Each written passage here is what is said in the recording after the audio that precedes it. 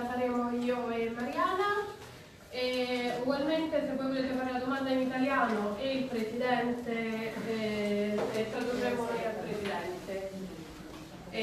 Ciascuno di voi ha diritto a un primo giro di domande, dopodiché vediamo come stiamo con il tempo e se possiamo rispondere anche a 2 domande. Vi preghiamo di essere sintetici e andare direttamente al punto. Gli argomenti, come abbiamo trattato nel comunicato stampa, sono il caso di Jorge Glass, del vicepresidente che è stato attualmente arrestato e condannato in maniera assolutamente illegale, e il cambiamento che si sta realizzando dal punto di vista delle politiche equatoriane da parte dell'attuale presidente Lenín Moreno.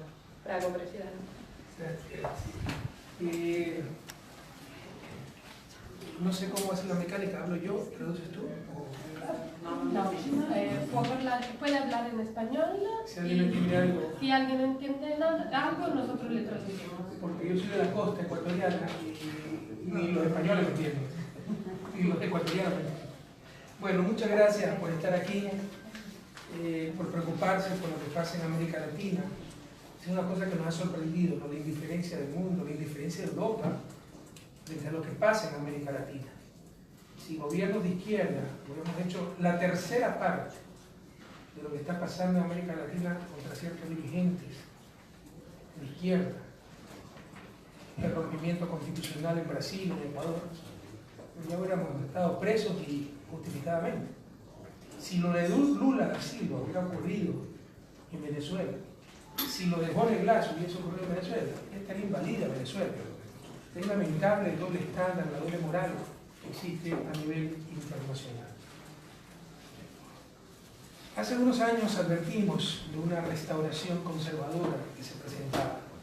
Después de más de una década, especialmente el periodo 2002-2014, de grandes avances de justicia social, disminución de la equidad, crecimiento económico, prosperidad, salida de la pobreza de 92 millones de latinoamericanos, la derecha venía con mucha fuerza, organizada, con nuevas estrategias. Eso lo dijimos en el 2014, pero nos quedamos cortos. Lo que estamos viviendo, ya le podemos llamar no una restauración conservadora, sino un segundo plan Cóndor, que a diferencia del primero, las dictaduras militares de los 70, ya no necesitan militares. Si los necesitaran, los llamarían. No necesitan torturar, desaparecer personas, matar. Eso unificaba a la izquierda. Es suficiente matar la honra de las personas. Es suficiente secuestrar la verdad. Eso confunde a mucha gente. Uno de los argumentos es la supuesta lucha contra la corrupción, que en realidad se ha convertido en un instrumento de persecución de dirigentes de izquierda, el llamado lawfare, ¿no? Que empieza con un bombardeo mediático en función de un hecho inventado o real, pero totalmente descontextualizado, por ejemplo el caso de Brecht, ¿no? Para generalizar, decir que todos somos corruptos y buscar una cabeza de turco, un chivo expiatorio, y este es el principal, y jueces atemorizados solo toman nota de lo que dicen los titulares de la prensa. Ese ha sido el caso de Lula, ese ha sido el caso de Jorge Glass. Pero eso es parte de todo un fenómeno. Estamos fuera del orden constitucional en Ecuador. En Brasil fue claro. Europa miró para otro lado. Europa puede hacer mucho, porque los países que tenemos acuerdos comerciales con Europa hay cláusulas democráticas, etc. Pero mira para otro lado. En Brasil, la destitución de Dilma Rousseff, todo el mundo sabe que fue ilegal, fueron acusaciones inventadas, luego se demostró su total inocencia, pero ya no es presidenta Dilma Rousseff, es presidente Temer con el 3-4% de apoyo popular, pero con el apoyo de la gran prensa, sobre todo O Globo. En Ecuador se ha roto absolutamente el orden constitucional. El 24 de mayo va a cumplir un año este gobierno. Ganamos las elecciones, nos traicionó totalmente, aplicó el programa Perdedor en las urnas y pactó con los perdedores en las urnas para esto. Este nuevo plan Cóndor no es que busca ganar la izquierda elecciones, busca terminarlo, tengamos claros. Hay esa izquierda realmente con vocación de poder. La izquierda del 3% es parte del paisaje, ¿no? Parte del sistema. Esa izquierda con vocación de poder exitosa se la quiere exterminar. Es una estrategia regional. Entonces, en Ecuador, ¿qué ha pasado? Se ganó las elecciones, sufrimos una traición, se pactó con los grupos de poder, se aplicó el programa de la derecha, derrotar en las urnas, y están persiguiendo a todo lo que vuela, como ellos llaman, correísmo. En 12 meses se metió preso el vicepresidente, vamos a detallar eso. Se robaron la vicepresidencia de la República inconstitucionalmente. Incluso para declarar abandonada la vicepresidencia, cuando metieron preso al vicepresidente, se requería informe de la Corte Constitucional y aprobación de la Asamblea, no hubo nada. Se eligió una nueva vicepresidenta por 70 votos. Se nos robaron el movimiento político Alianza País, lo usurparon de la forma más ilegal. Se convocó una consulta popular de un verdadero mamotreto constitucional, una antología de la manipulación de la democracia directa. Por primera vez en la historia tenemos reformas constitucionales sin control constitucional, preguntando al pueblo ecuatoriano por leyes retroactivas del 2008 que entra en vigencia 10 años atrás. Esa es la pregunta 2. Restringiendo derechos, atentando contra el artículo 23 de la Convención Interamericana de Derechos Humanos. Pero lo más grave es la pregunta 3, con la cual se acabó la división de poderes. Yo dije, esto es un golpe de Estado, me quedé corto. Realmente es espantoso lo que está ocurriendo en el país. Y esa pregunta 3 era reemplazar a dedo un consejo ciudadano que se encarga de nominar las autoridades de control. Le otorgaban atribuciones que no tiene la Constitución de destituir a las autoridades que había nombrado. Pero además se han atribuido más funciones que ni siquiera estaban en las preguntas, en los anexos, de designar el sucesor. Si se saca, por ejemplo, al fiscal, el subrogante es el que tiene que sustituirlo de acuerdo a la Constitución y la ley. No, ellos nombran directamente. El cual está totalmente fuera del Estado de Derecho, totalmente fuera del orden constitucional. Realmente, y no podemos llamar democracia al sistema que se está viviendo porque se perdió la división de poderes. Todo el mundo está bajo amenaza, jueces, fiscales, la Corte Constitucional. En estos momentos quieren evaluar la Corte Constitucional y destituir a la misma Corte Constitucional. Luego se destituyó al presidente de la Asamblea, todo esto en 12 meses. Si se destituye al presidente de la Asamblea, tiene que reemplazarlo, como en cualquier parte del mundo, como en cualquier parlamento, el vicepresidente. No le gustaba el vicepresidente, eligieron una nueva presidenta. Es decir, ilegalidades, inconstitucionalidades por todos lados. Existe el lawfare, les insisto. Se utiliza la Contraloría del Estado en manos de un tipo ilegalmente nombrado, pero que recibe consignas para perseguir a todo lo que sea de izquierda o en la correa. Personalmente, yo ya tengo unos 4 o 5 investigaciones penales. Pero hay cosas tan absurdas como por hacer un decreto diciendo que se contabilice el saldo de la deuda pública de acuerdo al manual de finanzas del Fondo Monetario. Aunque no lo crean, por eso estoy juiciado penalmente. Porque dice que hice trampa para romper el techo de deuda. Techo de deuda que nosotros mismos pusimos en el 2010, dicho sea de paso, no existía antes, ¿no? Esa es mi profesión. Ordeno que se mida de acuerdo al Fondo Monetario. Y por eso me ponen, entonces no empieza el juicio, está en una indagación previa. En responsabilidades penales pone la Contraloría. El caso CIN, un campo petrolero, ni siquiera los grandes, los pequeños, que yo ni conocía el nombre, hay más de 30 de esos, que supuestamente está mal negociado. Yo nada tengo que ver como presidente en eso, pero desde que me mandó una carta a la empresa, a la presidencia, denunciando que su oferta era más barata, no es suficiente que sea más barata, se requieren muchas otras cosas, programas de inversión, etc. Entonces, por eso estoy implicado, y me involucraron en ese caso. Cuando llegan centenas de cartas diariamente a la presidencia, y yo nunca leí esa carta, se la despachó al ministerio correspondiente. Pero si lo hubiese leído, no tiene nada de penal eso. Como no tiene nada de penal, incluso si se hubiera roto el techo de deuda. Es administrativo, sí, no es penal. Pero lo que buscan es condenarme por peculado, por una de esas figuras, para inhabilitarme de por vida para ser candidato a cualquier cosa. Pero la situación más grave la vive el vicepresidente de la República, involucrado en forma totalmente injusta en el caso de Brecht, porque un pariente cercano de él, un tío, aparentemente, todavía no está probado contundentemente, sí hizo negocios con Brecht. Él manifiesta que son negocios privados. Pero en todo caso el vicepresidente no tiene nada que ver. Pero como si estuviéramos en Edad Media, donde había delitos por relación sanguínea, si el tío es culpable, el sobrino también. Ustedes no pueden juzgar dejar al vicepresidente en funciones sin desafuero, sin levantar la inmunidad a la Asamblea. Él mismo pidió que le levanten la inmunidad, se requerían 2/3 partes, podíamos bloquear aquello, pero él dijo, soy inocente y yo voy a responder ante la justicia. El desafuero, el levantamiento de la inmunidad se da por un artículo específico. No es que pueden decir, levantamos la inmunidad para ver de qué se lo acusa, si no se resulta esto, busquemos esto. No, es por el artículo 370 del Código Penal, asociación ilícita. Por eso se le levanta la inmunidad, ¿no? Se lo desafuera. Se lo desafuera, perdón. Se desafuera. Es difícil de jugar esto. Y, bueno, le ponen medidas cautelares, prohibición de salida del país. Ustedes saben que si no se rompe una medida cautelar no se la puede cambiar. Pero de la noche a la mañana se la cambian por prisión preventiva. Prisión preventiva es una condena anticipada, es el extremo. Eso no ocurrió nunca, no existe precedente. Que alguien que cumplió totalmente su medida cautelar previa se la cambie por una medida cautelar más grave, sin ningún motivo legal. ¿Cuál era el motivo político? El 2 de octubre meterlo preso, porque de acuerdo a la Constitución, 90 días de ausencia se declara vacante la vicepresidencia, y esa fue la trampa. El 2 de enero declararon vacante la vicepresidencia. Era para robarle la vicepresidencia. Pero insisto, que eso es sin precedente. Como si ustedes le digan, bueno, tiene un problema legal, penal, el juez le diga, tiene arresto domiciliario, y al día siguiente se levanta el mal genio el juez y dice, no, ahora tienes arresto en prisión, te manda a la cárcel. Eso no existe.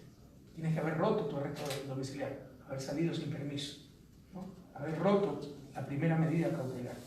Luego de esto, se lo condena sin ninguna prueba. Lo ha reconocido el fiscal. No se han encontrado 20 centavos en las cuentas de Jorge Glass. Pero si por ahí empieza, o sea, aquí es corrupto por deporte, para beneficiar al vecino. Y de hecho, todo el escándalo en este lawfare, ¿no? Porque así confunden a la gente, que la corrupción ha sido generalizada, exacerbando las cosas. Hemos dicho, revisen lo que dé la gana en nuestras cuentas, las cuentas de los principales dirigentes. ¿Cómo puede haber corrupción cuando alguien no se ha beneficiado? Bueno, se reconoció que no se pueden encontrar 20 centavos mal habidos en las cuentas de Jorge Glass, ni en ningún alto dirigente de la Revolución Ciudadana. Recién ahora están hablando de ver la ruta del dinero. ¿Cómo hablaron tanto de corrupción si no habían visto todavía dónde estaba la plata? Porque para ser corrupto uno debió beneficiarse de su acción, ¿no? O sea, enriquecerse, algo. Bueno, sin ninguna prueba se lo condena. Pero lo más grave, los corruptos confesos de Odebrecht son sobreseídos. El acuerdo estuvo clarísimo. Le dijeron, y es la estrategia, que usaron contra Lula, contra Jorge, y van a usar contra mí. Cogen un corrupto confeso, le dicen, le rebajamos la pena si usted acusa a tal persona. Y un tipo que está en prisión, para tener menos años de cárcel, acusa hasta a su propia madre, ¿no? Eso le hicieron a Lula. Lula está preso por el testimonio de un corrupto confeso al cual le ofrecieron reducirle la pena. Eso no tiene ninguna validez. Así no sea corrupto, el testimonio no es suficiente, tiene que verificarse ese testimonio. El caso de Lula, que tiene un departamento, no se ha podido verificar. El caso de Jorge Glass, un corrupto confeso, Concienciado Santos, dijo que él participaba con su tío de pedir coimas, etc. Bueno, ¿dónde está la plata? No existe. En base de ese testimonio, ese corrupto confeso, al cual no pudieron contrainterrogar, dio su confesión por video, metieron preso al vicepresidente, lo condenan y no acusa el fiscal a este corrupto confeso ni a los otros 3 funcionarios de MES involucrados que actuaban en Ecuador, que confesaron que organizaron este mecanismo de corrupción. Está muy claro el pacto. Ustedes hundan al vicepresidente, ¿no? Y lo dejamos libres. Esto fue ratificado por el expresidente de la Asamblea. Hubo un conflicto muy grave, por eso lo destituyen al expresidente de la Asamblea, Pepe Serrano, con el fiscal Vaca. Pepe Serrano denuncia, y usted hizo un acuerdo con Odebrecht. Estamos esperando que nos clarifiquen eso y no dicen nada. O sea, lo ha ratificado, que según un acuerdo con Odebrecht, para hundir al vicepresidente y dejar libre a Odebrecht. El pretexto fue que ya estaban condenados en Brasil, es falso, no están condenados en Brasil. Bueno, como si esto no fuera poco, recuerden que el artículo 370 del COI, por el cual se le levantó la inmunidad. Ese artículo da de 3 a 5 años de cárcel. Hasta con 5 años de cárcel, si por primera vez es condenado, puede pedir suspensión condicional de la pena y el vicepresidente podría volver a su cargo. Por eso la pena que le imponen es con un código derogado, algo impresentable. Un código derogado con un artículo que no fue autorizado por la Asamblea. Todo inconstitucional, todo ilegal, atentado a los derechos humanos. No sé si estamos claros. A él solo lo podían condenar por el artículo 370, que es el por el cual se le levantó la inmunidad, se le dio el desafuero. Desaforo. Ya me entraron dudas. No, bueno. Se le levantó la inmunidad. Y, bueno, revíseme por favor, me estoy olvidando el castellano. Y solo por eso se lo podía juzgar y sancionar. Pero como la pena era hasta 5 años, lo condenaron con un código derogado. Esto no se hace con nadie, peor con alguien al cual se le ha levantado la inmunidad por un delito específico. ¿Ok? Y se le pone 6 años de pena, que no existe en el Código actual, que no fue el delito por el cual se autorizó el enjuiciamiento, y que rompe todas las reglas, porque si argumentan que cuando se cometió el supuesto delito estaba en vigencia el anterior código, entra el principio de favorabilidad. Así no hubiera levantamiento de inmunidad, nada de lo que le he dicho, se lo juzgaría con el Código actual por el principio de favorabilidad. O sea, se hizo todo al revés. Se lo condenó con un artículo diferente por el cual se le levantó la inmunidad, con un código derogado y con la pena más fuerte, en lugar de buscar la favorabilidad para el reo. Y por eso se encuentra preso Jorge Glass. Jorge Glass es un preso político. Si esto hubiera ocurrido en mi gobierno, ya estaría denunciado en la Corte Internacional de la Haya, denunciado en todos lados. Ocurrió con un dirigente progresista, no se dice nada. Pero América Latina ha vuelto a tener presos políticos. Lula es un preso político, Jorge Glass es un preso político, y vienen tras de mí. Realmente, la próxima vez que se reúnan yo también seré un preso político, porque como no pueden derrotarme en las urnas, han inventado el lawfare, tienen un contralor que se inventa cualquier cosa para perseguir, tienen jueces totalmente cooptados y tienen una prensa cómplice para callar e incluso apoyar todos estos abusos. Muchas gracias.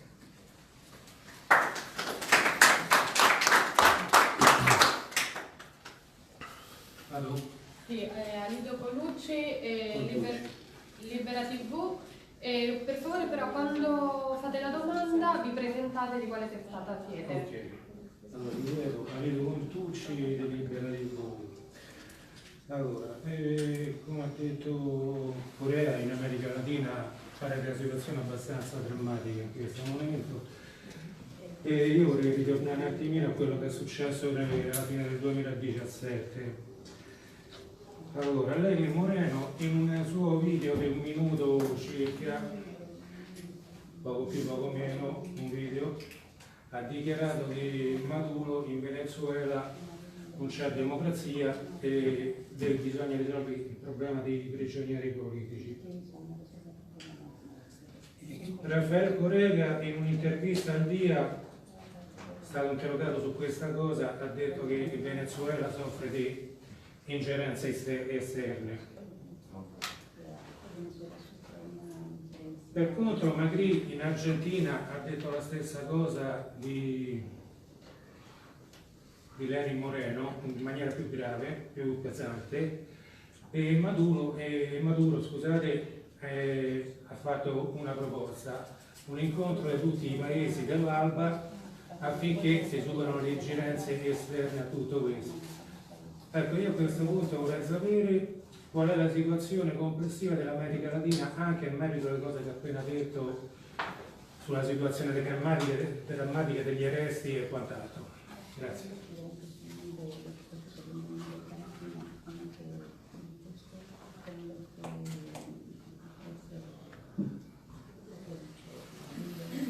Le insisto, a ver, con respecto a lo que declaró Lenín Moreno, ¿no? Este es un impostor profesional. Lenín ganó 10 años, ¿no? Y miente con descaro. Entonces, para engañar a cierta gente que se decía todavía de izquierda y continuaba la Revolución Ciudadana y de la política internacional progresista, esto eso es falso, ¿no? Lo que realmente siente es lo que usted acaba de manifestar. Se acaban de hacer cambios en el gabinete, por ejemplo, acaba de poner la extrema derecha en el Ministerio de Economía, el Comando Sur ya visitó el país, ya están firmando los acuerdos de seguridad que tanto conocemos los latinoamericanos. Yo creo que los días de Julian Assange están contados en la Embajada del Ecuador en Londres. De poco a poco se va a ir sacando la máscara, pero sirvió para confundir a alguna gente progresista. Yo creo que bastante ingenuo, porque ya a las pocas semanas creo que todo estaba muy claro. O sea, decir que continuar con la revolución ciudadana, pero perseguimos a Correa, o sea, para bien o para mal no se puede disociar esas dos cosas. Es como decir, yo estoy con la revolución bolivariana, pero Chávez era un ladrón, dictador, corrupto. Eso no existe. Yo estoy con la revolución cubana, pero Fidel Castro era un criminal. Eso no existe. ¿Ya? Entonces, para cualquier persona con algo de inteligencia, desde el principio pues se sabía que todo era una farsa, ¿no? ¿Alguien sabe si puede alguien poner por el flag?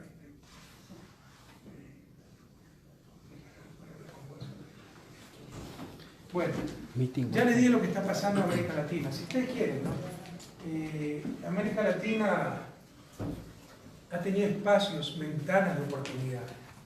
Siempre hemos tenido restricciones para nuestro desarrollo, internas, la dominación de las élites, y externas, el dominio de países hegemónicos. Pero en ciertos momentos estas restricciones se han relajado. Por ejemplo, después de la posguerra, después de la guerra, perdón, en la época de posguerra, cuando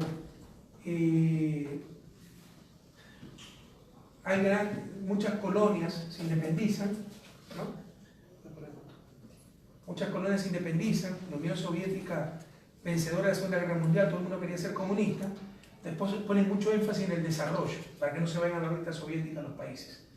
Y bueno, América Latina tiene pensamiento propio, hay grandes tasas de crecimiento, hasta que se le empieza a ir de las manos las cosas. 59, Revolución Cubana, exitosa.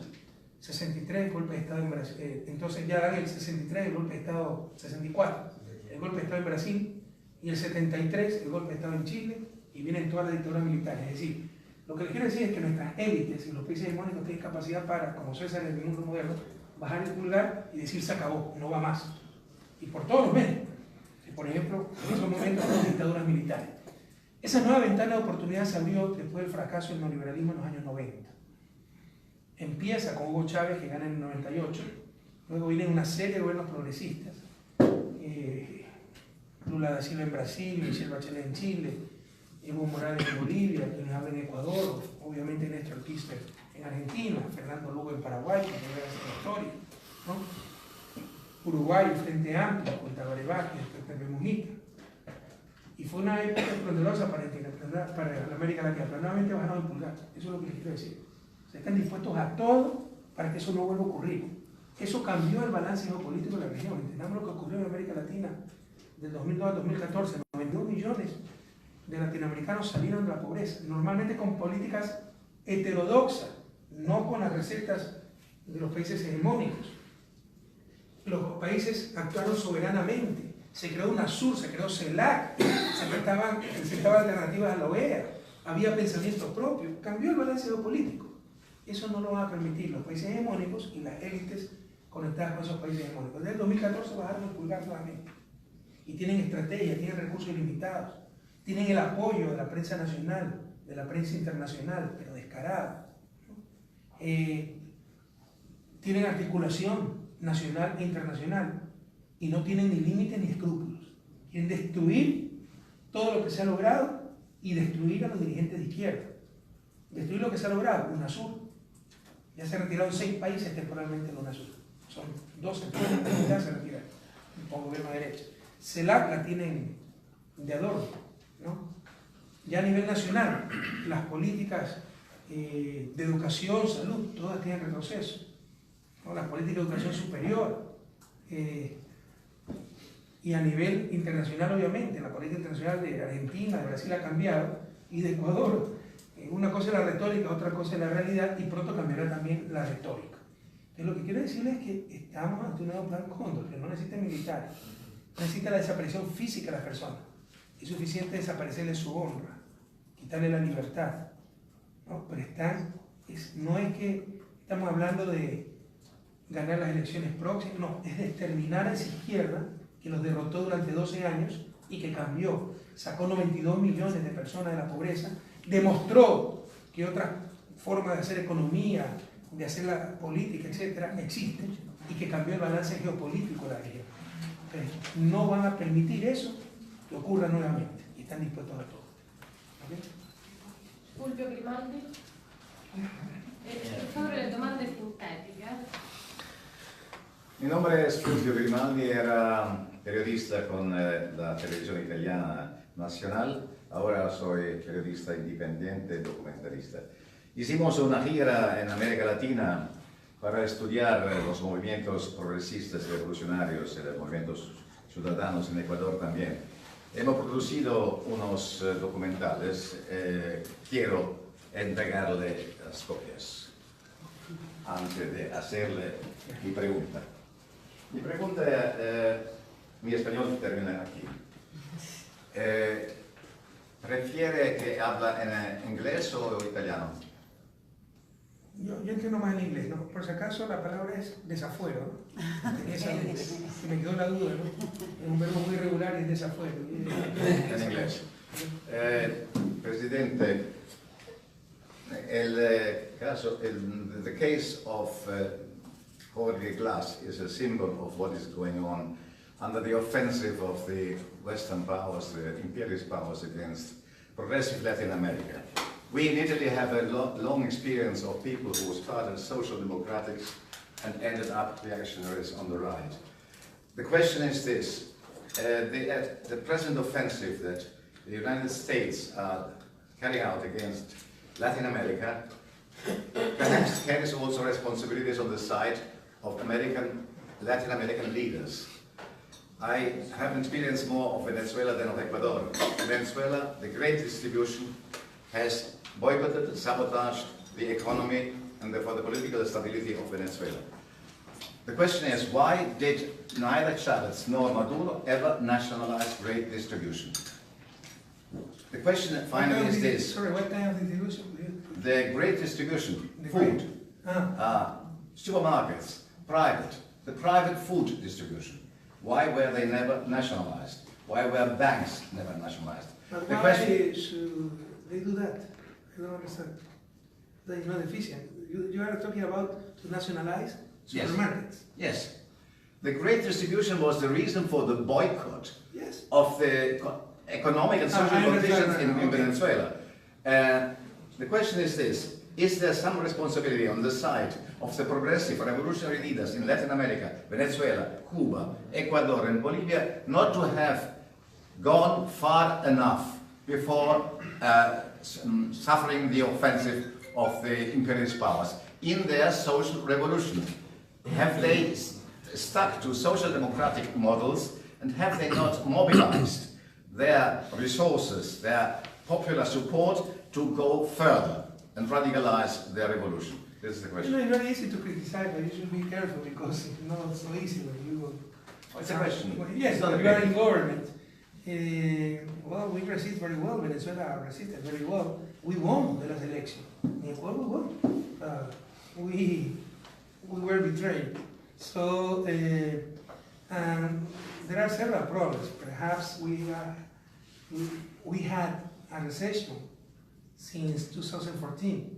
So the right wing Paris took advantage of that in order to convince people that it was because the failure of the leftist economic policies, etc., supported by hegemonic powers, nations, United States, etc. And that was not true. The whole region was suffering a recession because of huge changes in the international markets. So, and other thing, the corruption problem. If you are 10 years in power, it's not possible not to have cases of corruption. An honest government is not that government that doesn't have a corruption case. No, an honest government is this government which faces, according to law, etc., this corruption. Even Pope Francis has said that in the Vatican you have corruption. But they took advantage of this in order to say no, in order to question our moral integrity. So, and they have the support of the commercial media, commercial press. So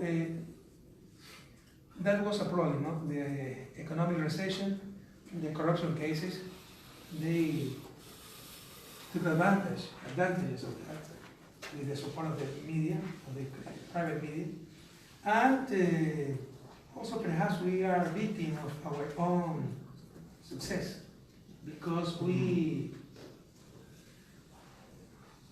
get people out of poverty, 92 million of Latin America, and those people became middle class, and they have other interests, they have other vision, and not just different from the vision of poor people, perhaps contradictory, you know? And we were talking to these poor people. So we have to check all that. But yes, always you can do more, but we did a lot.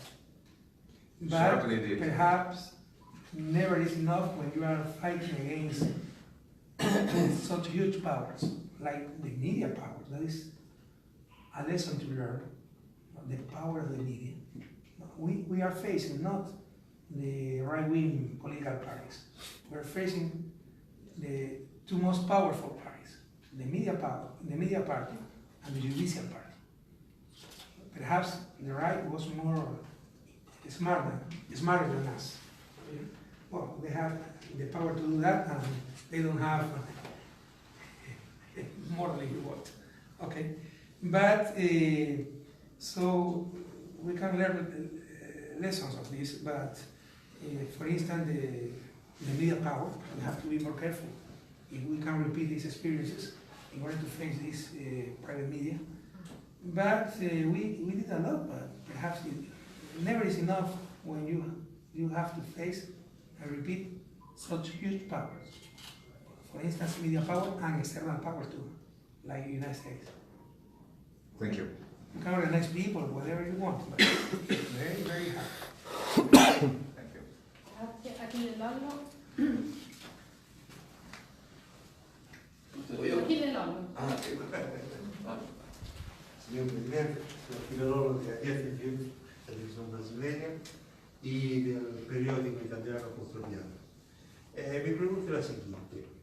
Durante su gobierno, el señor Lenin Moreno integraba la sua equipe cuando ustedes mandó embora los americanos de la base de Malta, cuando llamó el director del FMI y le dice fuera del país. Banco Mundial.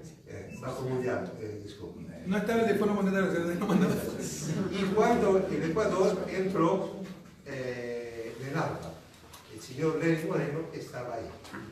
Y entonces esta traición de 99 grados, yo diría de 100 grados, ¿cómo se explica lo que él va a ganar, Lenin Moreno, traicionando así 10 años de un percurso político que te he hecho con los compañeros de la Revolución Ciudadana? ¿Cuál es el motivo que impulsionó él a hacer esta traición política y jurídica también? Nunca subestime el odio. ¿No? Ha habido un odio contenido, una frustración, nunca estuvo con nosotros. Si no, no estaría haciendo todo lo que está haciendo. Y tiene todo el derecho de no estar con nosotros. Tiene todo el derecho de no haber estado de acuerdo conmigo. Pero ¿por qué no lo dijo? ¿Y por qué gana con el programa de Revolución Ciudadana para echarlo al tacho a la basura y acoger el programa de la derecha? Pero todo el programa, la consulta popular, fue propuesta de la derecha para inhabilitarme. La pregunta 2 es para prohibir la postulación indefinida, para inhabilitarme a mí. Pero la pregunta 3 es un golpe de Estado para cambiar todas las autoridades que puestas por el correísmo, es por concurso de merecimiento. Puede haber algún error en algún concurso, pero 1000 veces es mejor un concurso, por malo que sea, que alguien puesto a dedo. Y es lo que están haciendo en estos momentos, a vista y paciencia del mundo y el sistema interamericano. No sé si estamos claros. Un consejo puesto a dedo por el presidente de la República es el que puede destituir a las autoridades de control como fiscal, procurador, contralor, autoridades judiciales como Consejo de Judicatura, jueces, Corte Nacional, Corte Constitucional, Consejo Nacional Electoral, superintendentes, lo pueden destituir. Eso no son atribuciones de ese consejo. Existen los mecanismos para eso, la Asamblea Nacional, juicio político, pero no podían apoderarse de esos espacios si era a través de juicio político, entonces lo están destituyendo directamente y reemplazándolo directamente, lo cual rompe nuevamente la Constitución, la ley, porque se tienen que hacer concursos o hay instancias donde el mecanismo de sustitución está establecido. Sale fiscal, entra el fiscal subrogante. No les gusta el fiscal subrogante, nombrado un fiscal encargado. Eso no existe en la Constitución ni en la ley. No existe. Y obviamente pusieron ese fiscal encargado para meterme preso a mí, por si acaso. Porque es el único que puede ordenar la prisión para mí. ¿Ya? Entonces entiendan lo que está pasando. La explicación es, ha habido un odio contenido impresionante. O sea, tú no puedes entender todo lo que es patológico. Yo no sé si han seguido la noticia del Ecuador. Hubo problemas en la frontera norte. Sabíamos que iba a haber problemas porque cuando se firmaron los acuerdos de paz, o sea, siempre ha habido problemas, cuidado. Una frontera muy caliente.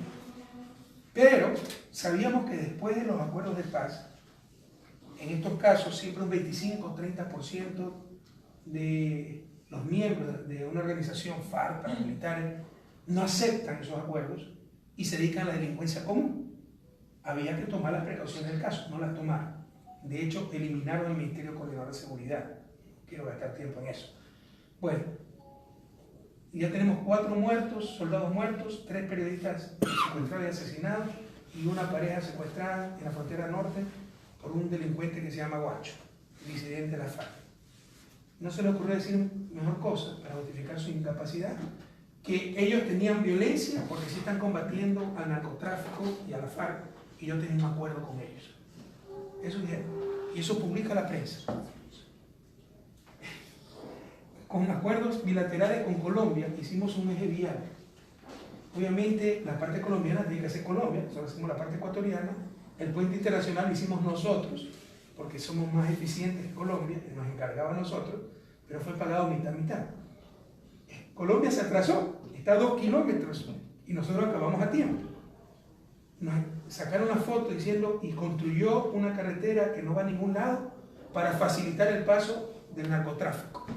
Y esas cantinfladas las recoge la prensa y le arman un muñeco y empiezan a entrevistar, sí, correcto, recibo plata de la FARC y como es narcotraficante, entonces por aquí, por acá, y arman de esa tontería, arman una noticia y desvían a la gente la atención. Pero bueno, ya algo patológico este señor, o sea, es un odio, porque además como está dirigiendo el país, una ineptitud total va a colapsar en 3-4 meses. Pero creo que no le interesa, lo que le interesa es hundirnos con ello, ¿no? Ha sido un odio contenido, nunca subestimen el odio. Un odio contenido durante años. Todas las cosas que ahora no le parecen bien. Yacha no estaba de acuerdo. ¿Cuándo lo dijo? Nunca lo dijo. La corrupción generalizada. Fue 6 años vicepresidente, 4 años delegado en Ginebra, 10 años vicepresidente de Nacional Alianza del País. O es tonto o es cómplice, o está mintiendo. ¿No? Entonces son cosas que no resisten el menor análisis. ¿No? Pero te las lanza por maldad, las has tenido guardadas. Y muchas cosas que supuestamente para subir. Miren lo que decía hace un año, cuando todavía me necesitaba, que era el mejor presidente de la historia, el mejor gobierno del mundo, el mejor ecuatoriano de todos los tiempos, está grabado. Ahora Al Capone es la madre Teresa de Calcuta de la unidad. Soy autoritario, dictador, que no se dio cuenta en 6 años que fue vicepresidente. En 10 años, porque aceptó la candidatura. Es un mentiroso, enfermo, en serio. Le está fallando algo. Habla de que en este momento, en esta media hora que hemos conversado, yo le he robado 1 millón de átomos. No sé si vieron eso. Y todos tenemos átomos de Alejandro el Grande, de Abraham Lincoln, pero también de Hitler. Yo creo que se acercó mucho a Judas en otra vida. No sé, o le llegaron muchos átomos de Judas. Pero habla que para curarse del cáncer hay que caminar para atrás. O sea, habla una serie de dislates. Entonces yo creo que también algo anda mal, pero o sea, ha sido un impostor profesional que ha tenido un odio contenido, nos utilizó hasta cuando nos necesitaba. Y apenas nos necesitó, nos metió la puñalada. Es la historia de la humanidad. Judas, el fiarte. Nunca subestimen el odio. Nunca lo subestimen. Sì, Fabrizio Costelli, sono DN Promos e Manifesto. Buonasera Presidente, volevo chiedergli, alcuni giorni fa è stato pubblicato da una giornalista argentina un documento riservato in cui si rivela un piano del Southcom per rovesciare la Repubblica Bolivariana del Venezuela. In questo documento c'è un passaggio in cui Brasile, Argentina e Ecuador vengono considerati paesi in cui la democrazia rinasce, è rinata. Volevo sapere da lei come commenta questo passaggio e quale rapporto c'è secondo lei tra Lenin Moreno e gli Stati Uniti. In questo caso mi riallaccio a quello che ha citato poco fa, con Lenin Moreno che ha già chiesto l'aiuto internazionale per quanto riguarda il problema al confine con la Colombia e con i dissidenti delle FARC.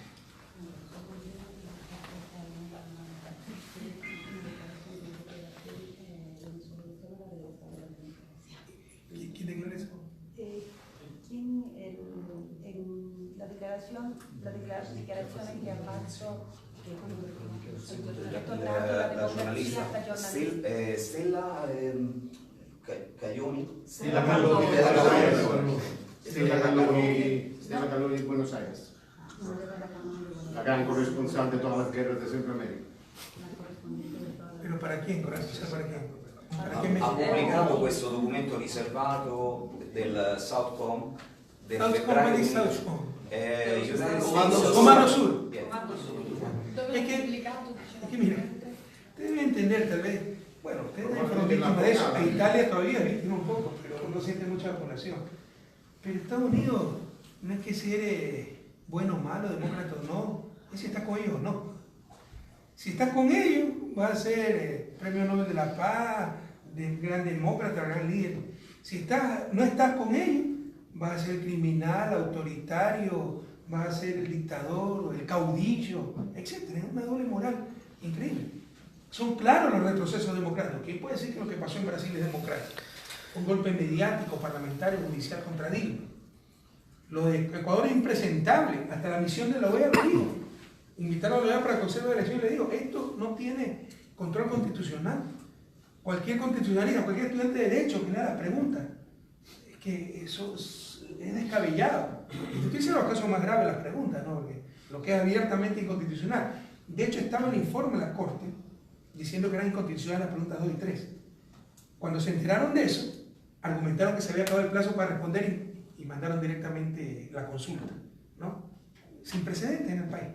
Cuando en verdad todavía había tiempo para responder, pero es porque se dieron cuenta que el informe de la jueza encargada era negativo, diciendo que las preguntas 2 y 3 eran inconstitucionales.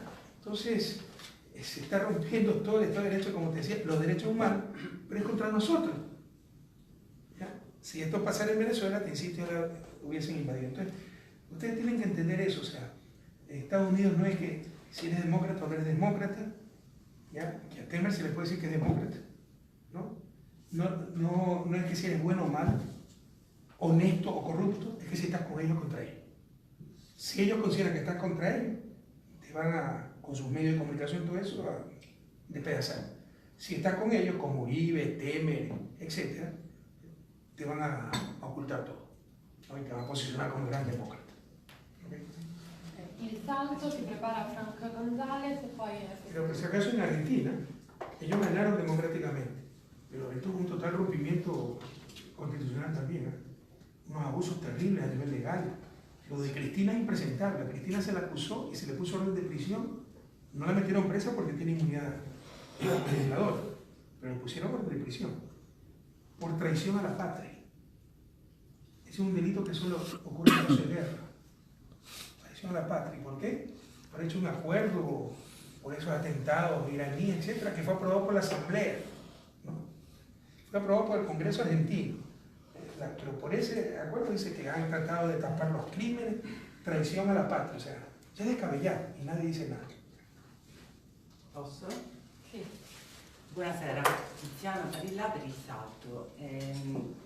Prima, quando ho cominciato il suo intervento, ha parlato di indifferenza, di Europa che si è girata dall'altra parte, che mentre succedevano queste cose guardava dall'altra parte. Lo ha fatto in Brasile, lo ha fatto anche in Argentina, anzi in Argentina in particolare molti esponenti politici e istituzionali europei vanno frequentemente a fare visite ufficiali. Io quello che le chiedo è, lei sta facendo un tour, immagino, in Europa, se qualcuno, escludendo diciamo, la sinistra panoramica del 3% a cui faceva riferimento prima, se qualcuno a livello istituzionale e politico sta dando cenni rispetto alla denuncia che lei sta portando in Europa. E poi come si spiega questa indifferenza invece popolare della massa degli europei?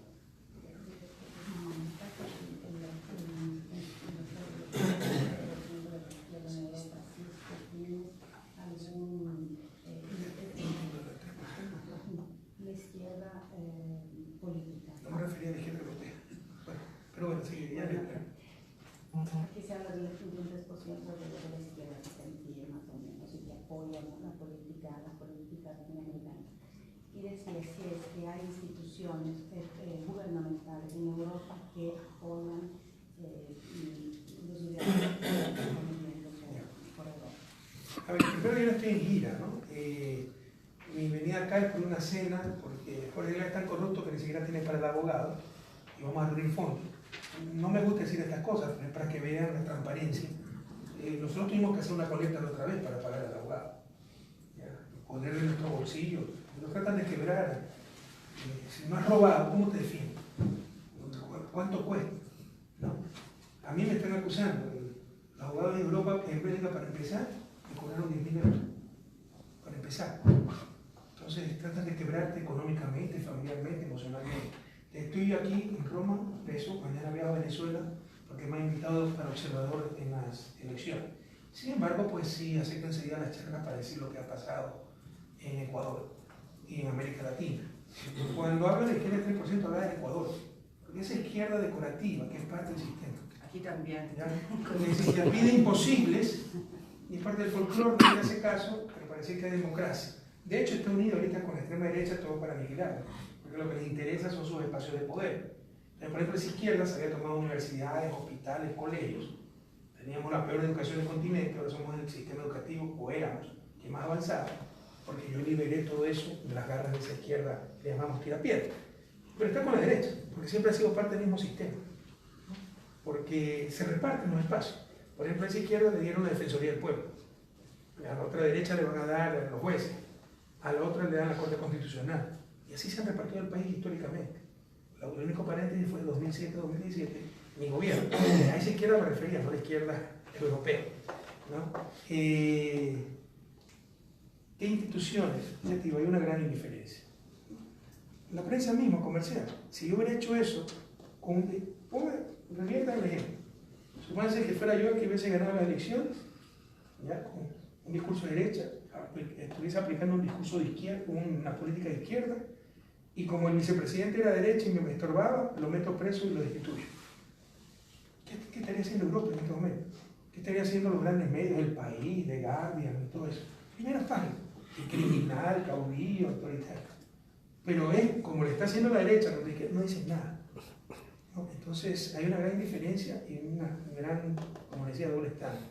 Yo diría que ninguna institución europea, hasta lo que conozco, formal, se está ocupando de eso, ni siquiera los parlamentarios. Por ahí hay ciertos parlamentarios de la Izquierda Unida que están tratando de hacer algo. Y los que sí están trabajando un poco son ciertas instancias de derechos humanos ante las Naciones Unidas, etc. Pero hay gente presa, presos políticos. Y no se dice lo que se tiene que decir. Nuevamente, perdonen que sea reiterativo. Si lo de Lula hubiese ocurrido en Venezuela, candidato ganador de seguro en las elecciones presidenciales, lo meto preso para que no pueda participar, y estaría invadida Venezuela. Y en todos los titulares, y la OEA reclamando, etc. Lo hacen en Brasil, no pasa nada. Lo de Jorge Glass, lo hubiera hecho mi gobierno. La consulta esa sin control constitucional, lo hubiera hecho yo. Estaría destituido por revocación de funciones y preso, y correctamente. Acá no pasa nada. Por la complicidad de la prensa nacional, pero tampoco el mundo. Ni se entera. Y los pocos que se enteran no dicen nada. O dicen que viva la democracia. ¿Por qué? Porque ya todo volvió al redil, ¿no? Ya todo volvió a lo de siempre. Los mismos grupos de poder con las mismas políticas sometidos a los mismos países. Sí, gracias. Soy Fran González de Prensa Latina, Agencia de Noticias de Cuba. Muchas gracias, presidente. Salud, respeto y admiración. A ver, yo sigo creyendo que en nuestro continente funciona el péndulo en la política.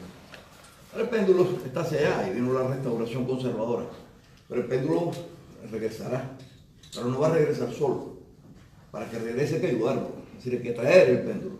El neoliberalismo nos va a ayudar, porque de esos 92 millones de personas que sacamos de la pobreza, 30, 40 van a volver a la O pobreza. sea, ya en los dos últimos años, acuérdense, el PAR, 19 millones aumentó la Claro, no, y es que no tiene Voy a dar remedio. algunos datos, ¿verdad? Es que es mi área, economía. Correcto. En el 2017, este año, por primera vez en 10 años aumenta la pobreza de Ecuador. Y crecimos 3%, no es por falta de crecimiento, por falta de política. Veamos lo que está pasando en Argentina con las medidas que está tomando Macri, con las pensiones, todo lo que está sucediendo, y la gente se lanza a la calle. Pero no se lanzaron a la calle antes, cuando se dejaron seducir por determinado... Bueno, nada, no quiero aprovechar la intervención para hacer el comentario, sino para preguntarle algo. En usted, los latinoamericanos, tenemos una persona, discúlpeme, no es una licencia gratuita, una persona excepcional. Porque, primero, usted es un hombre con una sólida formación profesional como economista. Usted es un hombre que ha incursionado en la academia, pero además de eso usted es un político y un luchador revolucionario. Por lo tanto, en usted hay una conjunción de factores en los que nosotros los latinoamericanos nos miramos para ayudar a que retorne el péndulo. Yo leí recientemente un artículo suyo excelente, que, bueno, hasta donde pude, me encargué de compartirlo con todo el que pude, un artículo muy extenso donde usted hace una radiografía. Yo pienso, sí, es precisamente donde usted va analizando todo lo que hicieron los líderes y los procesos progresistas durante estos últimos 15 años y qué ha ido sucediendo con la restauración. A partir de la crisis económica, porque al final, como decía Clinton, is the economy stupid. O sea, al final es la economía quien va a tomar. Nada, la pregunta es así. Ese fue el turning point. Sí. Ahora, dígame una cosa. Primero, bueno, y además de eso, lo he visto en Russia Today como entrevistador. La última que vi fue la que le hizo Silvio. Me encantó. Y Silvio no es entrevista. Pero me encantó, estuvo muy bien. Y no, pero vi la de Cristina, vi todas las demás y lo seguiré viendo mientras lo veo. Bueno, lo primero, ¿qué está haciendo para reorganizar fuerzas y volver? Porque hay que volver. Es decir, no podemos caer en la resignación porque si no terminamos como Weber en la jaula de hierro y aquí no hay remedio. Aquí ellos tienen todos los medios, tienen la prensa, tienen los jueces, tienen los corruptos y nosotros vamos presos. No tiene que haber alguna manera de salir de este atolladero. Entonces, la pregunta, primero, desde el punto de vista político, ¿pudiera adelantarnos cosas que se está haciendo? ¿Hay un nuevo partido? ¿Va a haber algo? Eso es lo primero. Segundo, me parece muy importante que esas luces que usted está dando, discúlpenme, a veces haciendo un poco de necropsia, es decir, ya esto sucedió y ya analizamos las causas, pero ese pensamiento me gustaría verlo en función de la proyección hacia el futuro.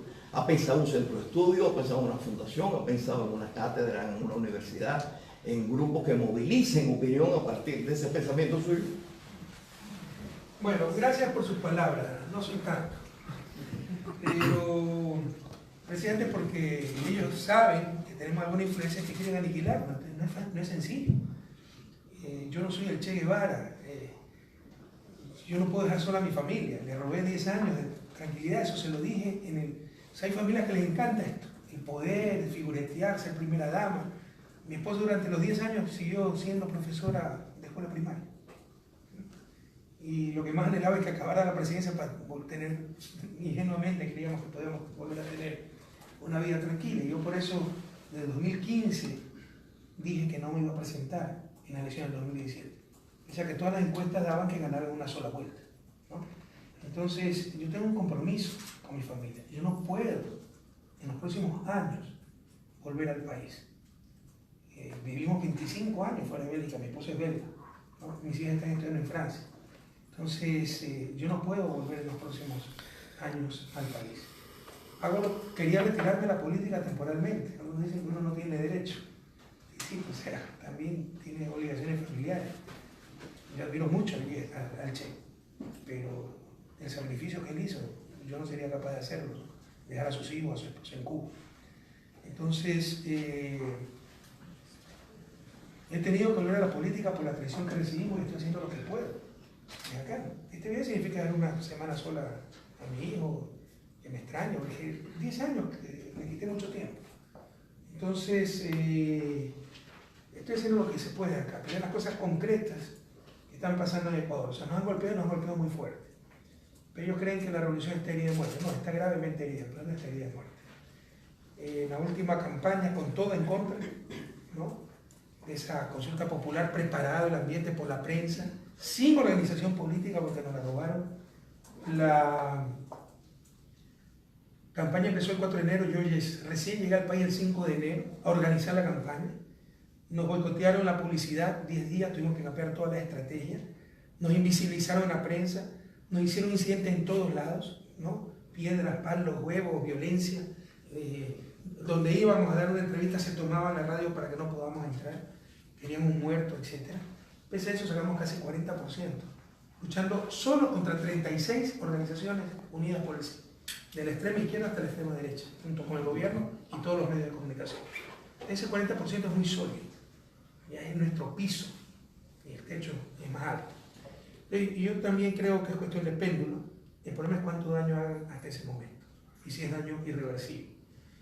Y cómo se podría recuperar lo que se perdió, porque están poniendo candados, insisto, o sea, fiscales, derogando leyes, etcétera, que reconstruir eso va a requerirse de una asamblea constituyente, algo muy fuerte, y hay que ver si están las condiciones en el corto plazo para todo aquello. Yo tengo la convicción profunda de que esto es cuestión de tiempo, eso le digo, y que volveremos a vencer como revolución ciudadana, ¿no? El problema es cuánto daño hagan hasta ese momento. Jorge Glass está preso y me quieren meter preso a mí. Entonces, obviamente yo no estoy viviendo en el Ecuador, no me voy a poder meter preso, pero no voy a volver al Ecuador. Y sobre todo quieren sacar una sentencia para que con esas leyes turbias que han hecho, por medio de esa consulta, les voy a dar un ejemplo de esa consulta, inhabilitarme de por vida. Hay que ver si podemos salir de esa trampa en lo personal, ¿ya? Pero como revolución tenemos cuadros, etcétera, ya tenemos, no nos permitían inscribir un nuevo partido, nos boicotearon totalmente, tuvimos que inscribirlo con una tercera persona, no sabían que éramos nosotros, y ya estamos recogiendo firmas para el nuevo partido que se llama Acuerdo Nacional para Revolución Ciudadana, con eso disputaremos las elecciones locales 2019 y seguiremos en la lucha. Y hay que ver qué pasa, porque no solo que es cuestión de péndulo, ciclo político, sino que los ciclos políticos son cada vez más cortos, ¿no? Entonces, todo puede cambiar en muy corto plazo, pero en este momento no nos engañemos, la situación es muy dura y sobre todo, como saben que yo soy el peligro, ¿no? Saben que les gano cualquier elección, quieren verme preso, ¿no? Y con una condena para inhabilitarme de por vida para ser candidato. Le decía, ¿cómo manipulan a la gente, ¿no? Hubo el caso de Brecht, un escándalo enorme, ¿ya? Sí, fueron corruptos, pero más los medios de la empresa pública Petrocor, por ejemplo, que usted ha escuchado el noticiero, y los funcionarios del gobierno de Correa, y también los funcionarios del gobierno anterior, y tras anterior, etcétera, porque son de carrera, ¿ya? 80% de esa corrupción es privada, o de Brecht es privada. Los lobistas que contactaban a los mandos medios para darles plata eran empresarios privados. Esos mandos medios eran públicos. Pero las demás empresas que veían que le cambiaban la base de los concursos para beneficiar a Odebrecht, también eran privadas. Odebrecht les pagaba para que se queden calladas. ¿Ok? No, pero la corrupción solo es pública y solo de nuestro gobierno, y antes nunca había corrupción en el país. Eso hacen creer a la gente. Entonces, con ese escenario, ¿ya? Y estuve involucrado, el más alto cuadro que verdaderamente estaba involucrado en corrupción fue el Contralor de la República. El Contralor no era de nuestro partido. Yo cuando llego a la presidencia ya estaba ahí. Eso demuestra nuestro respeto por la institucionalidad. Porque teniendo el poder para cambiarlo, como tenía un buen currículum, continuó ahí. Era un partido de oposición, de Sociedad Patriótica. Averiguo. Bueno, resultó corrupto. Con eso engañaba a la gente que todo era corrupto, todos los organismos de control estaban corrompidos. Hicieron la consulta, hicieron aprobar leyes, como le digo, retroactivas, pero absurdos tales como la pregunta 1, para luchar contra la corrupción, que cualquier corrupto sea inhabilitado de por vida, ¿no? Y en el anexo te ponen 10 delitos, entre ellos oferta de, ¿cómo se llama esto? Se fue el nombre. Oferta de tráfico de influencia. No solo tráfico de influencia, ofrecer, sin que se concrete el tráfico de influencia. ¿Cómo demuestras eso? Con un testigo falso. Te saco un testigo falso, él me ofreció, Correa me ofreció ayudar a mi primo con este juez, y te inhabilitan de por vida. ¿Qué otro absurdo te hace esta pregunta? Te crea esta pregunta. El joven de 20 años que recibió $500 para hacer qué sé yo, sacar una cédula más rápido en el registro civil, se lo inhabilite por vida. Así se vaya 15 días preso. Pero el joven de 20 años que violó a 30 mujeres y las asesinó, después de torturarlas, después de cumplir los 40 años máximos que existe en nuestra ley de condena, a los 60 años puede ser candidato a la presidencia de la República. Esas estupideces son las que hicieron aprobar al pueblo ecuatoriano. Y Europa y el mundo no dijo nada, el sistema interamericano no dijo nada, la OEA no dijo nada, la doble moral y hipocresía. Entonces, yo creo que, yo estoy convencido que vamos a vencer. Es cuestión de tiempo, el problema es cuánto daño, ¿no? Cuánto destruye, cuánto nos retrocede y cómo, en qué condiciones retomaremos el poder. Y en lo personal, obviamente, ya metieron preso al vicepresidente, vienen tras de mí porque quieren es impedirme que regrese al país, o si llego al país, que meterme preso y sobre todo darme una sentencia por corrupción para inhabilitarme de por vida. ¿Okay? Sí, presidente, soy Gonzalo Sánchez de la agencia EFE. Tengo dos preguntas muy breves. Hemos hablado de su opinión sobre todo este asunto, pero a mí me gustaría saber... Ahora sí necesito traducción, por favor. No. Sí, hablo más despacio. No, español de España, entonces difícil. Del centro de España, además. ¿De qué parte eres? Valladolid, Castilla. No, habíamos hablado de su opinión, español, ¿no? Antes, el mejor español, Castilla. No lo escucho, perdón. El mejor español, Castilla. Eso dicen. Bueno, me esforzaré de todos modos. Hemos hablado de su opinión, pero a mí como líder me interesa un poco saber si usted se siente perseguido por la justicia de su país y sobre todo, qué sentimientos tiene cuando usted está en su estudio o en su despacho, lee las noticias de Ecuador y qué piensa. Me interesa saber eso. En segundo lugar, una pregunta sobre el señor Moreno. Fue su aliado durante muchos años, casi su pupilo, ¿no? Se podría decir. Bueno, se podría decir, ¿no? Al menos vicepresidente. Me gustaría saber si usted se atreve a hacer un vaticinio de algún modo, si cree que los ecuatorianos ya acabarán juzgando a Moreno por sus actuaciones actuales. Y por último, le estoy escuchando hablar de un segundo plan Cóndor, todos conocemos un poco la historia, y estaba pensando un poco en esto, y me gustaría saber si no considera un poco fuerte asimilar o comparar la situación de persecución política o presunta persecución política de América Latina con algo tan brutal como el plan Cóndor. Muchas gracias. A ver, sobre la justicia, no hay justicia en Ecuador, estamos mal. Los jueces, la Corte Constitucional. Usted sabe que la Corte Constitucional se había convocado para el 7 de diciembre para dar el dictamen para el 5 de diciembre, para el dictamen de constitucionalidad de las preguntas de la consulta popular. Como les decía, Moreno se da cuenta, se filtra el informe de la jueza que ya estaba listo y se da cuenta que le va a rechazar dos preguntas, las dos preguntas clave, porque toda la consulta fue para las preguntas 2 y 3. Y dice, se acabó el tiempo, que era mentira y él no lo podía decir, y convoca directamente. Previo a la reorganización del Consejo Nacional Electoral, sacar al presidente y nombrar a otra presidenta con la cual ya había un acuerdo. Porque el Consejo Nacional Electoral también tenía que exigir el control constitucional. Entonces, ¿qué debería hacer la Corte Constitucional? Ya estaba convocada para el 5 de diciembre. El plazo vencía el 7 de diciembre. Reunirse y decir, señores, aquí está el informe constitucional. Desconvocó el presidente, ¿no?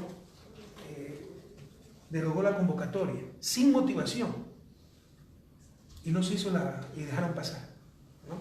Dejaron pasar. Entonces ya no hay justicia en el país, no hay Corte Constitucional, no hay jueces independientes, no hay fiscales independientes, no hay razones, hay consignas. Entonces, insisto, o sea, se sacó al fiscal porque estuvo involucrado en un escándalo donde se denunció su pacto con Odebrecht y la persecución al vicepresidente. Tenía que reemplazar al subrogante. No lo dejaron asumir. Nombraron un fiscal encargado. Buscan la ley si existe un fiscal encargado. No existe esa figura. Y claramente la ley presenta los mecanismos para reemplazar, en caso de ausencia, al fiscal principal. ¿Y para qué nombran a ese fiscal? Para meterme preso a mí. Con cualquier pretexto. O sea, en América Latina, cuando se quiere hacer algo, los gobiernos corruptos de verdad lo hacen. Hubo un presidente que estuvo 6 o 8 años prófugo, absolutamente inocente, es opositor, porque lo acusaron de mal manejo de la renegociación de la deuda. O sea, como si el presidente renegocia la deuda. ¿Me explico? No, pero que había predicado al país porque no era nominal, cuestiones técnicas además que no tienen nada que ver. Pero querían perseguirlo, persiguieron 6 o 8 años. Entonces, cualquier pretexto es bueno para perseguirte. Y la justicia cerrada todo. ¿Y cómo se siente? Inhumano es duro, ¿no? Muy duro. Primero esto, ¿no? no primero, tal vez, primero la ingratitud, el oportunismo. Si de algo no ha servido esto es ver quién es quién, ¿no? Nuestro proceso fue muy peculiar, diferente al bolivariano. Pudo construir el movimiento Quinta República varios años antes de asumir el gobierno. Evo viene los movimientos sociales. Lula era cuarta candidatura, pues, con el Partido de los Trabajadores. Alianza País se creó en abril de 2016 y en enero del 2017 yo era presidente. Y básicamente lo construimos del poder. Entonces se mezcló la mies y la cizaña, porque hubo mucho oportunista para un cargo, etc. Y mucho traidor también, ¿no? Que estaba con nosotros por conveniencia. Entonces, pero es duro ver gente en la cual confiaste, que no me gusta de esto, pero es la realidad. O sea, llegaron donde están porque tú las impulsaste, las apoyaste. O sea, que de repente para legitimarse, sí, el autoritario y no sé cuánto, ¿sabes? Son cosas humanamente muy duras, ¿no? Pero yo soy lo menos importante aquí. Y obviamente la persecución jurídica, o sea, tú vienes a tener paz con tu familia, que tienes la conciencia tranquila, la mano limpia, y de repente tienes que estarte preocupando qué nueva acusación te sacaron, qué nuevo insulto, qué nuevo... Y mira todas las noticias falsas que crean, ¿no? Creían que no iba a venir porque me han sacado un meme de que me cogieron preso por una balacera en una discoteca gay en Lovaina. Esa es la noticia fake news que sacaron. Y hace 2 días sacaron que mi suegro fue albañil, mi suegro es coronel por si acaso. La vida me castigó, mi suegro es coronel. Fue capturado en un operativo antidrogas, ¿no? Y en la mansión que comparte con Correa Excel, yo vivo en Lovaina. Pero todo eso sacan todos los días. Entonces es duro, en lo humano es duro, pero ya te digo, yo soy lo menos importante aquí. ¿Cómo lo jugará Moreno? El presente le está jugando, se está desplomando. Mira, la fórmula del éxito no la conozco. La del desastre es querer contentar a todo el mundo. El tipo disfrazó de diálogo, su ineptitud, su mediocridad, pactos previos que ya tenía y el querer contentar a todo el mundo. Así conténtame. O sea, si quieres averiguar bien. La reversión, o sea, nosotros cerramos, Ecuador tenía, es un ejemplo muy concreto, casi 20.000 escuelas para 3 millones de estudiantes en el sistema público, es decir, 150 por estudiante. Pero había colegios de 5.000 estudiantes y escuelitas de 12. Porque cada comunidad quería tener su escuelita. Y en 500 metros de redonda tenías 3 escuelitas con 15, 25, 18 alumnos y un solo profesor para todos los grados. Pero eran espacios de poder de los dirigentes. Nosotros empezamos a eliminar esas escuelitas, poner escuelas más grandes, técnicamente estudiadas, pero sobre todo en el campo se requiere transporte. Hicimos 150, creo que nos falló el transporte en 5. Hicieron un escándalo, no hay transporte, la queja, que tienen que caminar 2 horas, etc. ¿Cuál es la solución para eso? ¿Poner buses? No. Reabrieron las escuelas unidocentes, condenando a los pobres a la peor educación. ¿Para qué? Porque la CONAIE, la Agencia Indígena, le había amenazado con levantamiento. Entonces, para darles como motín a la dirigencia indígena. Entonces, no hay responsabilidad, no hay amor de patria, no hay proyecto nacional. Pero cuando quiere contentar, o sea, la forma de desastre es querer contentar a todo el mundo, la gente se da cuenta de eso. Y este tipo está desplomado en las encuestas. Y ahorita tiene 40%, yo con 40% no la puedo gobernar. Cuando más me bajaron fue 58%. Pero una encuestadora que me da 40% que ese dato, esa nadie la cree, tiene que sumar unos 20 puntos. Entonces, y en 10 años, lo que más me ganó fue 58%. El tipo en 10 meses ya estaba en 40% y sigue bajando. Entonces, pero eso es el presente. La historia será despiadada con estos tipos, será despiadada. Sí, es evidente la traición. Tú conversas con la derecha, yo me encuentro con gente de la derecha, que está contra mí, pero todo el mundo coincide que este es un traidor. Las víctimas de los traidores, obviamente, los vamos a despreciar por traidores. Y los que utilizan a los traidores también los desprecian. Porque nadie quiere a los traidores. ¿Ya? La historia será despiadada. Anota lo que te digo. Tú eres mucho más joven que yo y vivirás más tiempo. Apuntado. ¿Okay? A ver, y lo último, exagerar. Sí, tal vez exagero para ilustrar, tienes razón. No quiero ofender a nadie, pero el Plan Cóndor, bueno, miles desaparecidos. 3.000 en Chile, 30.000 en Argentina. Ni hablar en Guatemala, que es lo más grande genocidio, pero como no importa mucho, ahí desaparecieron pueblos enteros. O sea, exagero para ilustrar. Lo que quiero decirte es que están dispuestos a todo, ¿no? Y sí están jugando con cosas, todavía no la vida tal vez, aunque no lo excluyo, ¿no? Pero con la libertad de la gente, que es tremendamente grave, y matando la honra de la gente. Y lo que te quiero decir es que no hay límite ni escrúpulo. O sea, yo goberné con gobiernos de derecha en la región. Y pese a nuestra diferencia ideológica, compartíamos mínimos comunes: respeto a la democracia, respeto a los derechos humanos, voluntad de integración. Ya no se respeta nada. Le interesa un bledo la democracia. En Ecuador no hay democracia. En Brasil se rompió la democracia, ¿no? Respeto a los derechos humanos, le interesa un bledo. Ahí tenemos un preso político, Lula también preso político, no hay debido proceso, hay calumnias diarias cuando la reputación también es un derecho humano, ¿no? Y la integración, ya como están vendidos a las potencias, lo que viene a ser un gran mercado, ¿cómo es la Alianza del Pacífico? Entonces están destruyendo UNASUR, tienen movilizada a CELAC, o sea, se rompió todo. O sea, lo que te quiero, sí, exagero para ilustrar, lo que tengo que decir es que no hay límite ni escrúpulo. Muchas gracias. Caputo Angelo. ¿Cuál es Angelo Caputo de la Ciudad Futura? Muchas gracias. Angelo Caputi es el presidente del Banco de Guayaquil, de la extrema derecha. Fue compañero de mi universidad. Perdóname, entonces. ¿Cuál es la situación de la moneda?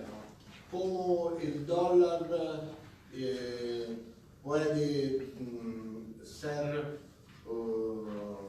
un daño a la economía, al desarrollo de la industria y social de la gente? Qué terrible, porque eso es lo que no saben hacer, gobernar con un sistema dolarizado. Eso es una camisa de fuerza, es una estupidez técnica y una cesión de soberanía, porque la moneda nacional es un ejemplo de soberanía. Ecuador, a diferencia de Italia tiene una moneda común. El Banco Central Europeo al menos conoce Italia, si se queda Italia van a escuchar sus quejas. La Federal Reserve ni sabe que existe Ecuador. Usted sabe que nosotros tenemos que ver los billetes en avión, ¿no lo cree? Tenemos que mandar los billetes viejos en avión y traer los billetes nuevos en avión. ¿Ya? Y esto, imagínate la vulnerabilidad, el rato que digan, no más billetes, quedó ahí la economía ecuatoriana. Esto es una brutalidad técnica, una brutalidad a nivel de soberanía, etc. Los que entienden de economía, supongo que ustedes conocen algo, saben lo que es manejar una economía pequeña, de baja productividad, abierta, sin moneda nacional. El sector externo es la principal restricción de una economía en desarrollo pequeña, ¿no? Y grande también, sobre todo pequeña. Y la forma de equilibrar ese sector externo es con el tipo de cambio, depreciando la moneda, creas ajustes, encarece importaciones, abaratas exportaciones. Bueno, ya no tenemos ese tipo de cambio. Lo que sufrimos nosotros en 2014, desde 2014 al 2016, en 2 años perdimos 10 puntos en exportaciones. Perdimos 12 puntos en ingresos fiscales netos. Tuvimos el 16 de abril del 2016 un terremoto de casi 8 en la escala Richter, que solo por el terremoto principal nos costó más de 3 puntos del PIB en pérdidas. Pero tuvo cerca de 4.000 réplicas, más de 10 de 6 grados en la escala Richter. Amatrice aquí se destruyó por un terremoto de 6.2. Nosotros tuvimos como 10 de esa dimensión. Entonces los daños fueron mucho mayores, ¿no? Y encima el dólar se apreció 30% en vez de depreciarse.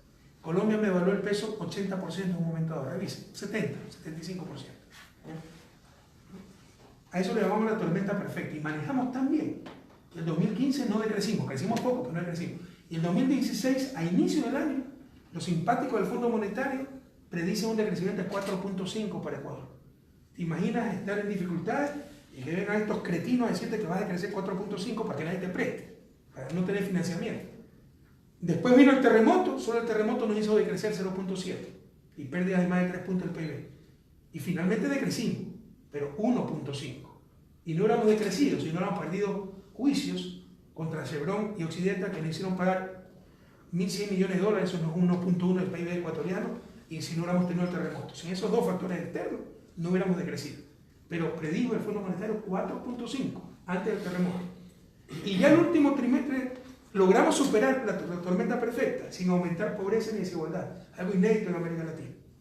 No existe eso en América Latina. Siempre la justa ha caído sobre los más pobres. Hay recesión, aumenta la pobreza, aumenta la desigualdad.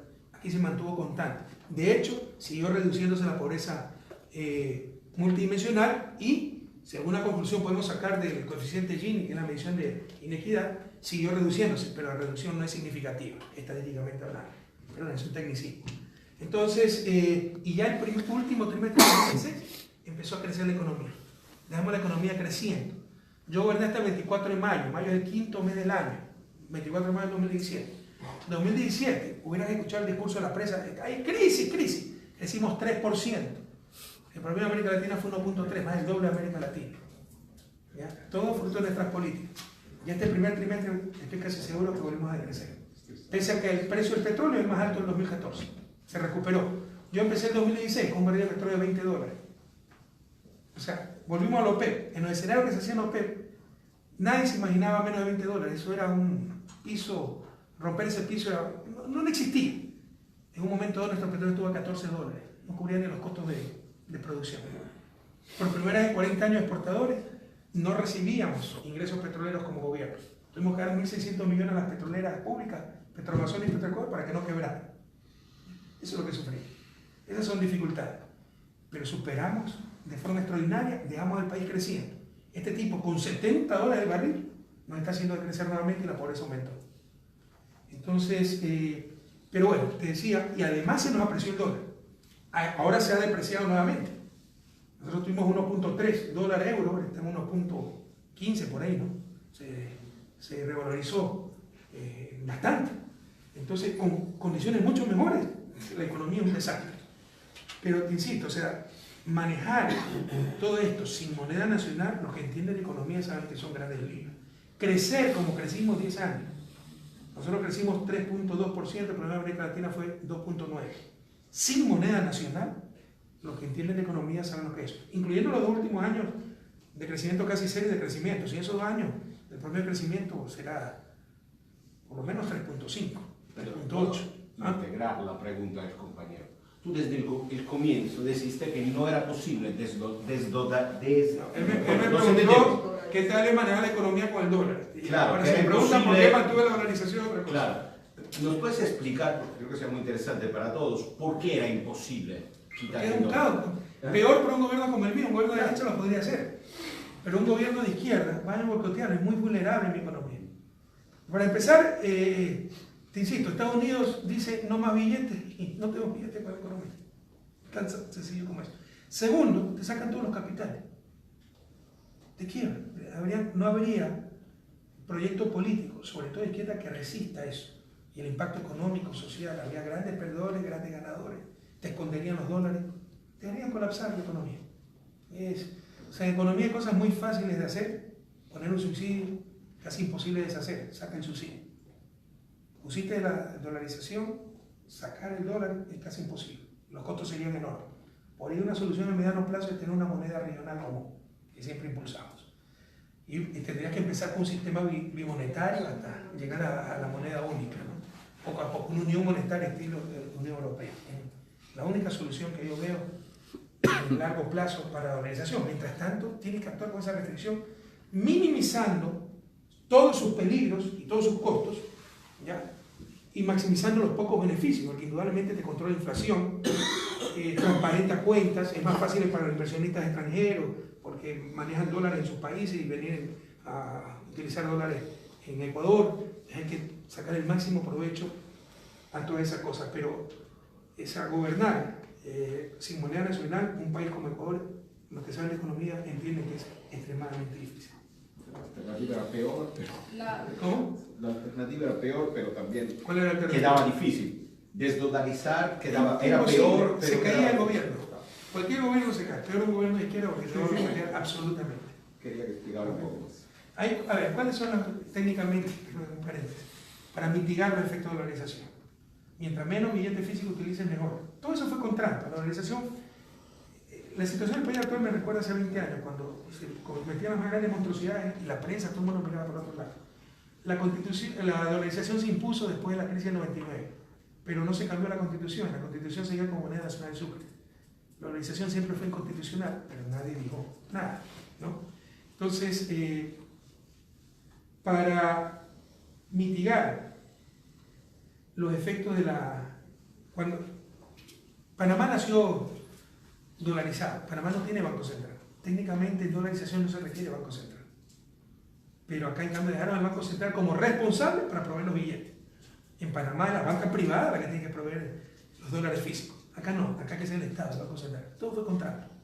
Bueno, en todo caso, para mitigar los efectos de dolarización, minimizar la utilización de billetes, dinero electrónico. No te imaginas cómo lo boicotearon. Decían que era crear una moneda paralela, salir de dolarización, porque la banca privada quería el negocio. Y no se lo quería dar porque era un peligro. Y este tipo enseguida pactó con la banca privada, le dio el dinero electrónico, ahora es la octava maravilla el dinero electrónico.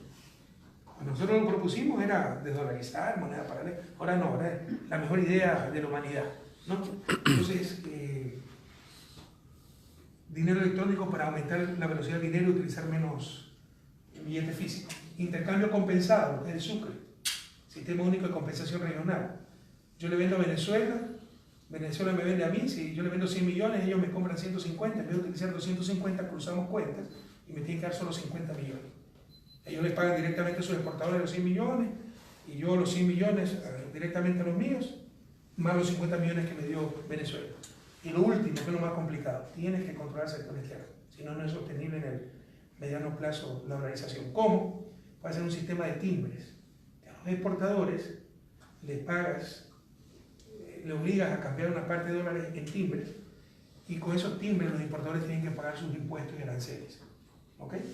Pero hay menos timbres que aranceles, ¿no? Entonces se subastan esos timbres o certificados como el mercado de bonos de carbono.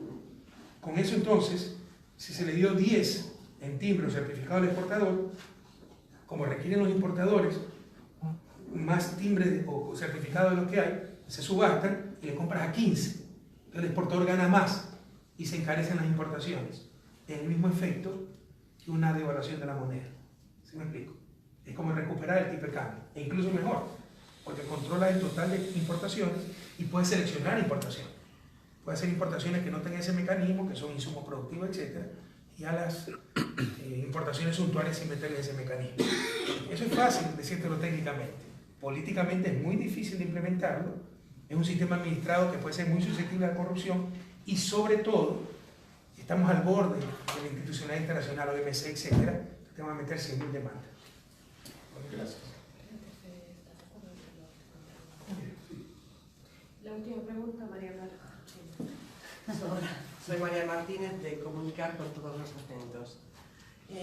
Volvemos a Jorge. Estamos comunicando con todos los acentos. Sí, la verdad es que sí. Hasta en inglés y todo. Volviendo a Jorge Glass, he sabido que un diputado y abogado chileno ha hecho un informe sobre toda la irregularidad del proceso a Jorge Glass. Y no sé si esto podría, incluso insinúa el golpe de Estado, o sea que lo del plan Cóndor no es nada exagerado, lo que usted decía. No sé si esto podría ayudar a que se hiciera más visible en el mundo, o por lo menos en la región latinoamericana, este informe que supongo que saldrá en breve al público. Podría ayudar a resolver este caso. No sé si siquiera si sería posible que Jorge Glass de verdad saliera de la cárcel, que se anulara esta condena. A ver, empecemos por un comentario que golpe de Estado. Claro que hubo golpe de Estado. Lo de Brasil fue golpe de Estado. Lo de Ecuador fue golpe de Estado. La consulta popular fue golpe de Estado. Lo de Jorge Glass se le dio un golpe de Estado al vicepresidente. Lo que decía el compañero es que el plan Cóndor implicó miles de desaparecidos y estamos de acuerdo. No solo ruptura democrática, sino tortura, etc. Y eso no se ha dado todavía. Pero sí pérdida de la libertad y destrucción de la obra.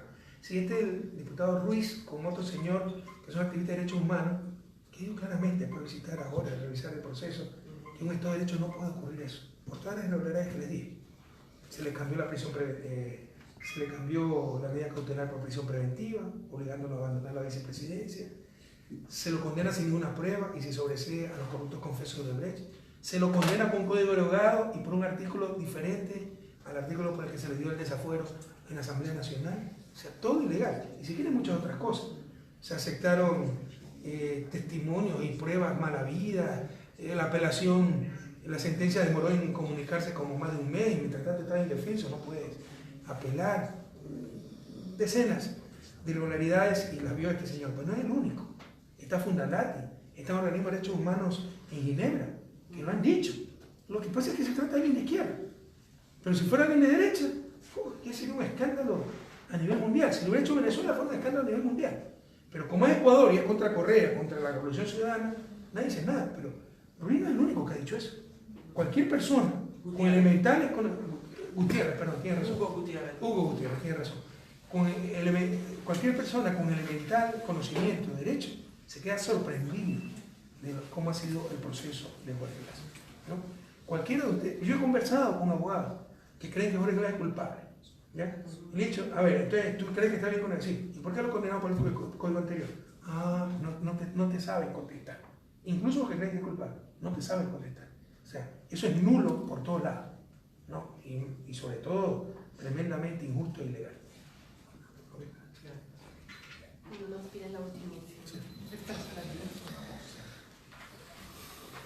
Soy Telma Paito y vengo en una representación de la revista Visión Latina, una revista que busca una integración de la cultura latina y la cultura italiana.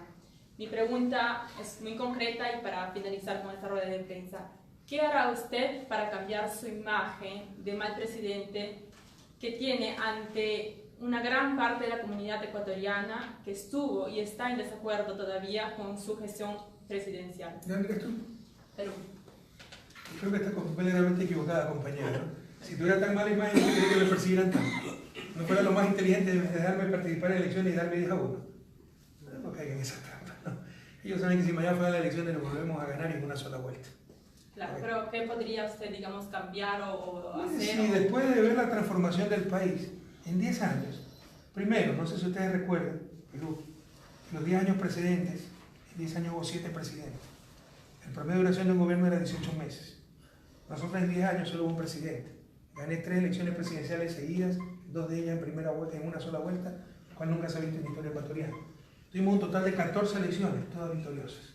Nosotros ganamos las elecciones, mayoría en la Asamblea, Presidencia de la República, que nos traicionó este tipo. No es que nos ganaron en azul. Yo salí con 66% de popularidad después de 10 años de presidente, ¿no? Y en estos momentos debe tener como mínimo 40%. Lo que pasa es que también la gente responde en las encuestas a lo políticamente correcto. Si todos los días la prensa dice Correa corrupto, autoritario, dictador, etc., la gente tiene miedo, ¿no? Pero los que tenemos experiencia tenemos el feeling para saber la realidad. Pero en esos 10 años resulta que se duplicó el tamaño de la economía ecuatoriana. Resulta que sin moneda nacional, como les dije, crecimos más que el promedio latinoamericano. Resulta que fuimos el país de América Latina que más redujo desigualdad. Pasamos de ser de los 3 países más desiguales de América del Sur a ser de los 3 países más equitativos. Estos son informes de la CEPAL, no son de la Revolución Ciudadana, no son de mi gobierno, etc. Sacamos 2 millones de ecuatorianos de la pobreza. Por primera vez en la historia, la pobreza extrema está en menos de 2 dígitos. Invertimos 4 veces más en educación, 4.5 veces más en salud que la década anterior. Fuimos el país que más avanzó en educación, que más avanzó en reformas universitarias, que más avanzó en reforma judicial. Pasamos de ser un país importador de energía a exportador de energía, tener soberanía energética, a vender a Perú. Antes le comprábamos a Perú, a vender a Colombia, antes le comprábamos a Colombia. Ahora, cuando se completen todos los proyectos, antes teníamos 45% de energía de origen hídrico, que es renovable, ambientalmente amigable. Hoy vamos a estar en un 90% y vamos a llegar a un 92-95%. Y eso ahora también centenas de millones de dólares anuales al país. Si después de todo eso, alguien piensa que soy un mal presidente, ¿qué le voy a hacer?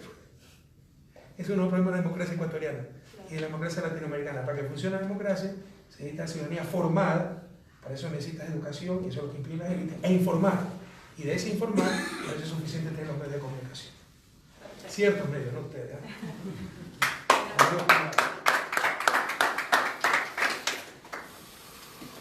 Gracias a tutti per essere Quiero decirle que pasamos a ser el país con peor red diaria, el país con mejor red diaria de la región.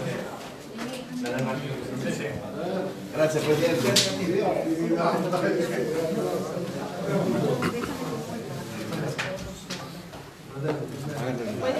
Un breve saludo para la revista Visión Latina.